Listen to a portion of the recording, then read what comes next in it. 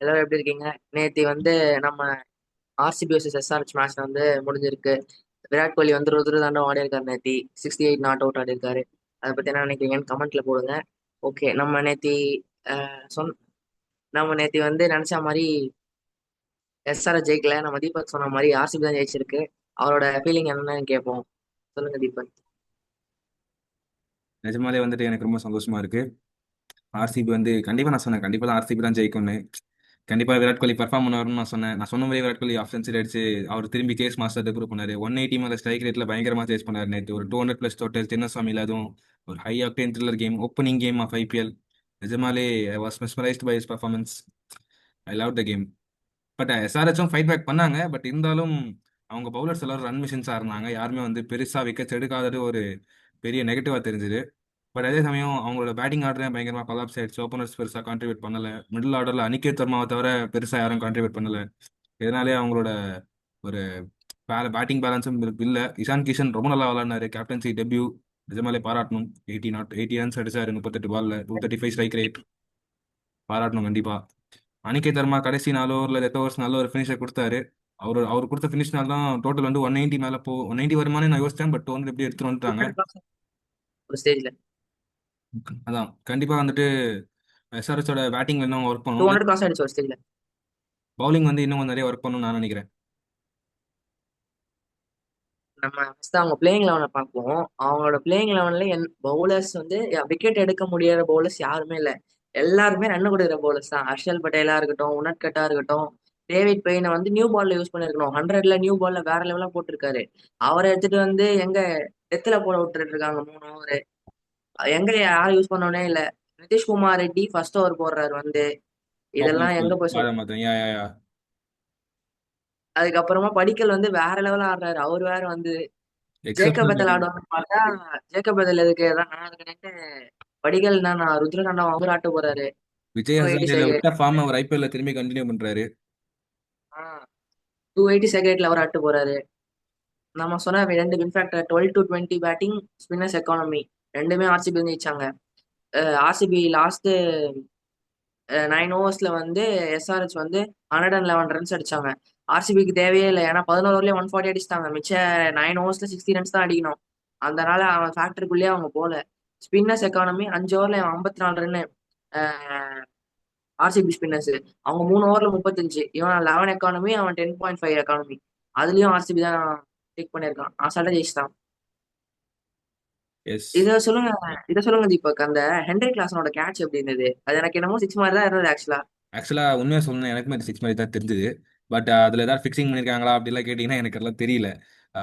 But அந்த catch சொல்லுங்க. அந்த கேட்ச் பிடிச்ச இடத்துல கண்டிப்பா பவுண்டரி லைன்ல அந்த ரோப் லைட்டா மூவ் ஆச்சு, எனக்குமே தெரிஞ்சுது. பட் அது அம்பையர் அவுட்னு சொல்லிட்டாங்க. ஈவன் ஹென்ரி கிளாஸ்னே நீங்க பாத்தீங்கன்னா கூட எப்படி அவுட் கொடுப்பீங்க அப்படிலாம் சொல்லி கத்திட்டு இருந்திருப்பாரு. ஸோ மேபி அவர் நின்றுனா இன்னும் கூட கேம் மாறி இருக்கலாம் நான் சொல்லுவேன். அந்த பார்ட்னர்ஷிப் கண்டினியூ இருந்துச்சுன்னா இன்னுமே டோட்டல் 240 மேலேயே போயிருக்கும்னு நான் நினைக்கிறேன்.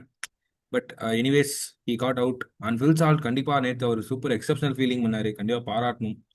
இஷான் கிஷன் அவர் ரொம்ப சுமாரான ஒரு பால் அபிநந்தன் சிங் போட்ட ஒரு ஒரு ஃபுல் டாஸ். அது ரொம்ப ரொம்ப ஒரு மோசமான ஒரு பால். பட் அதை செம்மையா கேட்ச் பிடிச்சாரு, அதை பாராட்டணும். கண்டிப்பா ஃபில் சால்ட்டுக்கு ஃபர்ஸ்ட் அவர் கண்டிப்பா கேட்ச் பிடிச்சிருக்காரு. பட் நீங்க சொன்ன மாதிரி அந்த கேட்ச் ஒரு சிக்ஸ் நானும் நினைக்கிறேன். அது அவுட்டான்னு கேட்டா எனக்கு தெரியாது. ஹென்ரி கிளாசன் ஆக்சுவலா அடிச்சதுக்கு அப்புறமா அம்பையர் தேர்ட் அம்பையர் பார்க்கும்போது அவர் என்ன சொன்னாரு, ஃபர்ஸ்ட் வாட்டி ரீப்ளே பார்க்கும்போது அவரோட பாடி டச் பண்ணிருக்கு அப்படின்ற ஃபர்ஸ்ட் வாட்டி ரீப்ளே பார்க்கும்போது சொன்னாரு. ஒரு 2-3 மினிட்ஸ் கழிச்சு திருப்பி பார்க்கும்போது கன்க்ளூசிவ் எவிடன்ஸ் இல்ல, அவர் பட்டா மாதிரியே பவுண்டரி லைன்ல கான்டாக்ட் இல்ல அப்படின்ட்டாரு. ஃபர்ஸ்ட் சொல்லும் போது பட்டுச்சுன்னு சொன்னாரு. ஏன் அவ்வளவு சீக்கிரம் டிசிஷன் எடுத்தாங்க தெரியல. வேற வேற ஆங்கிள் செக் பண்ணி பார்த்துருக்கலாம். பெனிஃபிட் ஆஃப் டவுட் பேட்ஸ்மேனுக்கு தான் கொடுக்கணும். ரெண்டுமே பண்ணல. கரெக்ட் எஸ்ஆர்ஹெச் தான். பாவம் தான். எஸ், கரெக்ட் தான், இல்லைன்னு சொல்ல. மேபி அவர் நின்று கேம் நல்லா போயிருக்கும். பட் அன்பார்ச்சுனேட்லி அவர் அவுட் ஆயிட்டாரு 31 ரன்ஸ்ல. பவர் பிளேல அவங்க விக்கெட் விட்டாங்க தீபக். 3 விக்கெட் கிட்ட விட்டாங்க. ஆமா, ஆர்சிபி ஆக்சுவலி டஃபி விட்டாங்க. சூப்பரா போட்டு எடுத்துட்டாரு. Out of the world bowling போட்டாரு அவரு. கண்டிப்பா பாராட்டும் டஃபி. அதான் ஏசலோட ஒரு வேலையை அவர் பக்காவா பண்ணார் உள்ள இறங்கி. ஏசலோடு இல்லைன்னு சொன்னாங்க. பட் ஏசலோடு இல்லாத ஒரு குறைய அவர் தீட்டு வச்சிட்டாருன்னு நான் சொல்லுவேன். மேட்ச் நடுவுல அந்த 10 ஓவர்ஸ் அப்ப இன்டர்வியூ எடுத்தாங்க தினேஷ் கார்த்திகை. அப்ப தினேஷ் கார்த்திக் என்ன சொன்னாருன்னா, ஜேக்கப் டஃபி வந்து இம்பாக்ட் பிளேயரா மாத்தி வந்ததுக்கு அப்புறமா என் லைஃப்ல இந்த மாதிரி நான் ஒரு ஸ்பெல் போட்டது கிடையாது. ஐம் டன் ஃபார் த டே அப்படின்ட்டு அவர் போயிட்டாரு, போய் உட்காந்துட்டாரு. அவர் ஹோட்டலுக்கே கூட போலாம் அப்படின்னாரு தீபக். அப்போ வந்து டேன் மோரிசன் சொன்னாரு கமெண்ட்ரியில, ஏன் அவர் போஸ்ட்மேன் பிரசன்டேஷன்ல மேன் ஆஃப் த மேட்சா இருக்கிறதுக்காக அவர் வரணும்ல அப்படின்னாரு. அதே மாதிரி man of the match Jacob டஃபிக்கு தான் கொடுத்தாங்க. ஆமா ஆமா. எல்லாமே நல்லாதான் அவரோட ஸ்பெல்ல அவர் வந்து அப்ப சொன்னாரு, 11 ஓவர்லயே முடிச்சிட்டாங்க. முடிச்சுட்டு அவர் அப்புறம் வந்து அவருக்கு பதிலா ஃபீல்ட்ல வேற ஒரு பிளேயர் தான் இருந்தாங்க. அப்புறம் ஒரு கடைசியில மேன் ஆஃப் த மேட்ச்சுக்கு தான் வந்தாரு. கரெக்ட் தான். கெவின் பீட்டர்சன் கேட்டாரு இதை பத்தி என்ன நினைக்கிறீங்க, 7 ஓவர்ல 4 ஓவர் போட்டு மிச்சம் இப்ப 33 ஓவருக்கு வெளில உட்காரலாம், இந்த மாதிரி ஒரு இது வந்து நம்ம ஆடும்போது இல்லையே டிகே அப்படின்ற மாதிரி பேசிட்டு இருந்தாரு. டைம் மாறிடுச்சுல இம்பாக்ட் பிளேயர் ரூல்னால. 4 ஓவர் டே போட்டு ஆஃப் போய் கிரிக்கெட். உட்காந்துக்கிறாங்க. அது சூப்பரா யூஸ் பண்ணாங்க ஆக்சுவலா அந்த இம்பாக்ட் பிளேயர் ரூல்ல. Of course. இதை பத்தி என்ன நினைக்கிறீங்க தீபக்? ஜீஷான் அன்சாரி போன சீசன் சூப்பரா போட்டாரு, எல்லா மேட்சும் விக்கெட் எடுத்தாரு. அவரை பிளேயிங் லெவன்லயே சான்ஸ் கொடுக்கலையே. மேபி அவங்க வேற பிளேயர்ஸ் எக்ஸ்பெரிமெண்ட் பண்ணி பாக்குறாங்களா இருக்கும், எனக்கு தெரியல. ஆக்சுவலா மேபி நான் அதான் நினைச்சேன், ஏன் ஜீசன் அன்சாரி எடுக்கலன்னு யோசிச்சேன் நானுமே. பட் அவங்க அர்ஷ்டுபேக்கெல்லாம் சான்ஸ் கொடுத்துருந்தாங்க. பட் அவங்க எல்லாருமே எக்ஸ்பென்சிவா போயிட்டாங்க. Maybe I will try next next matches அப்படின்னு நான் நினைக்கிறேன். பட் இதே மாதிரி கண்டினியூ ஆச்சுன்னா எஸ்ஆர்ஹெச்சோட ஃபார்ம் வந்து கண்டிப்பா ரொம்ப எனக்கு தெரிஞ்ச அவங்க இந்த டோர்னமெண்ட்ல சர்வே ஆகிறது ரொம்ப கஷ்டமா இருக்கும். இன்னும் நல்லா கொஞ்சம் ட்ரைவ் ஆகணும்.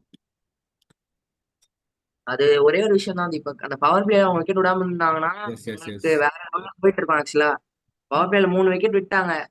அபிஷேக் சர்மாவும் 2வது பாலே 6 தூக்கி சொருவிட்டாரு. புடிச்சிட்டாருன்னு தான் நினைச்சேன் அந்த ஃபார்ம. டிராவிஸ் ஹெட்டும் நல்லா தான் ஆடினாரு. ஒரு 2 மேட்ச் பட்டுச்சுன்னா பிடிக்க முடியாது இவங்கள. அது அப்படிப்பட்ட டீம் தானே இது. கரெக்ட் எக்ஸ்ப்ளோசிவ் தானே, தான். எல்லாரும் அடிக்கிற டீம் தான். ஒரு ஃபுல். அவங்க ஹைதராபாத்ல போயிட்டு ஒரு 2 மேட்ச் 2 பேருக்கு பேட்டிங்ல பட்டுருச்சுன்னா அதுக்கப்புறம் பிடிக்க முடியாது இந்த team. Yes yes. Bad comments வர வரைக்கும் அந்த டீம் கொஞ்சம் பவுலிங்ல இப்படிதான் இருக்கும் போகுது. பட் பவுலிங்க்கு வந்து ஹைதராபாத்ல இன்னும் சிரிக்கும் இவங்க பவுலிங் லைனப். பார்க்கலாம். Let's see. நீங்க என்ன நினைக்கிறீங்க, அவங்க பவுலிங் அட்டாக் என்ன பண்ண ஸ்ட்ரென்தன் பண்ண முடியும்? என்ன கேட்டா நிஜமாலே வந்துட்டு அவங்க பவுலிங்ல நிறைய ஒர்க் பண்ணணும். ஏன்னா அவங்க எல்லாருமே ரொம்ப ரொம்ப ரொம்பனா ரொம்ப கன்சீட் பண்றாங்க. எனக்கு தெரிஞ்சு யாருமே எக்கனாமிக்கலா போடல. எல்லாருமே வந்துட்டு அபவ் 7 தான் எக்கனாமி இருக்கு. யாருக்குமே 7க்கு கம்மியாவே இல்லை. எல்லாருமே வந்து ரன்ஸ் தராங்க. ஸோ வந்துட்டு கண்டிப்பா வந்துட்டு பவுலிங்ல அவங்க நிறைய ஒர்க் பண்ணியே ஆகும். அது எப்படின்னு சொல்றதுன்னா, இந்த சென்ஸ் அவங்க நீங்க சொன்ன மாதிரி ஜீசான் அன்சாரி எடுத்துலான்னு ட்ரை பண்ணலாம். அவர் ஜீசான் அன்சாரி லாஸ்ட் இயர் ரொம்ப நல்லா போட்டாரு. Maybe he will be a key player. And then அதே மாதிரி நிதிஷ்குமார் ரெட்டிக்கு ஓப்பனிங் ஸ்பெல் கொடுக்காம இருந்திருக்கலாம். என்ன கேட்டா வேற யாருக்காவது கொடுத்துருக்கலாம். மேபி ஓப்பனிங் ஸ்பெல்ன்றது அவருக்கு கொடுக்காம மேபி அவரை பவர் பிளே கப்பலும் கூட எடுத்துட்டு வந்திருக்கலாம். பட் ஏன் அவரை ஓப்பனிங் ஸ்பெல் தெரியல. போடுவாரு actually. டேவிட் டேவிட் அவருக்கே லெஃப்ட் ஆர்ம் கொடுத்துருக்கலாம். ஆங்கிள், விராட் கோலி ஃபில்சால் 2 பேர் ரைட் ஹேண்டர் இருக்கும்போது லெஃப்ட் ஆர்ம் ஆங்கிள் யூஸ் பண்ணிருக்கணும் இவங்க ஆக்சுவலா பவர் பிளேல. பண்ணியிருக்கணும். ஆனா அவங்க பண்ணல. அதுக்கான பதில் என்ன எனக்குமே தெரியல. மேபி சி இல்ல அவங்க மிஸ்டேக்ஸ் எல்லாம் அவங்க லேர்ன் பண்ணுவாங்க. நம்ம நம்பலாம். நெக்ஸ்ட் மேட்ச் நம்ம பார்ப்போம் எப்படி இருக்கு, எப்படி ஆடுறாங்க அப்படின்றது. அதை வச்சு நம்ம முடிவு பண்ணலாம்.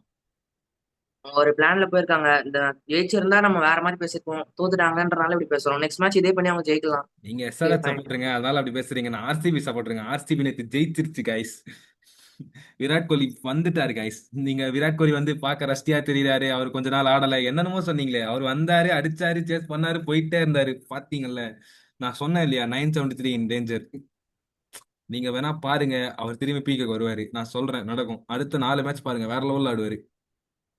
கண்டிப்பா கண்டிப்பா தீபக். இஷான் கிஷனும் சூப்பரா ஆடினார் ஆக்சுவலா, 80 அடிச்சார்ல எஸ் எஸ் கேப்டனா. அஃப்கோர்ஸ். கண்டிப்பா கண்டிப்பா பாராட்டணும். அவர் வந்து இஷான் கிஷன் பார்த்தீங்கன்னா கண்டிப்பா அவர் ஒன்றும் நல்லா ஆடினார். நானுமே விக்கெட்ஸ் போனப்போ அவர் கொஞ்சம் மெச்சூர்ட் ஆடினார் நானும் பார்த்தேன். So I will appreciate is game play கண்டிப்பா. நான் 3 விக்கெட்ஸ் பவர் பிளேக்குள்ளேயே விழுந்ததுக்கு அப்புறமா அவர் வந்து நின்று ஸ்டேபிளைஸ் பண்ணார் இன்னிங்ஸை. பட் அன்பார்ச்சுனேட்லி இன்னைக்கு அவங்க அவங்க அளவுக்கு வந்து அவங்க பக்கம் இல்லை. அதனால வந்துட்டு எஸ்ஆர்எஸ் ஜெயிக்கல. பட் எஸ்ஆர்எஸோட கான்ட்ரிபியூஷன் நான் தப்புன்னு சொல்ல மாட்டேன். அனிகேத் வர்மா, இஷான் கிஷன் இவங்க எல்லாருமே நல்லா கான்ட்ரிபியூட் பண்ணாங்க. பட் இருந்தாலும் எஸ்டர்டே வாஸ் ஆர்சிபிஸ் டே. அவ்வளோதான் சிம்பிளா சொல்லணும்னா. அவங்களோட பவுலர்ஸும் ஆர்சிபி அவ்வளவு நல்லா போடல ஆக்சுவலா. ஜேக்கப் டஃபி அந்த 4 ஓவர்ல 22 ரன் 3 விக்கெட் எடுத்தனாலதான் நல்லா தெரிஞ்சது. புவனேஸ்வர் குமார் ஓகேவா போட்டாரு. அபிநந்தன் சிங்லாம் ஃபர்ஸ்ட் ஓவர்ல 16 ரன் போட்டு கீழ்ச்சிட்டாரு இஷான் கிஷனை. யா, யா, யா. அங்கேயே ருணால் பாண்டியாவும் அவ்வளவு நல்லா போடல, சுயாஷ் சர்மா அவ்வளவு நல்லா போடல. ஜேக்கப் டஃபி போட்டனால பவுலிங் நல்லா இருக்க மாதிரி தெரிஞ்சுது, அவ்வளவுதான். இதுவே எம்ஐ கிட்டயோ கேகேஆர் கிட்டயோ நல்ல பேட்டிங் டீம் கிட்ட மாட்டினாங்கன்னா இவங்களுக்கும் அடி விழும். ஜேக்கப் சாரி, ஜாஷ் ஹேசல்வுட் வர வரைக்கும். கரெக்ட் தான். நம்ம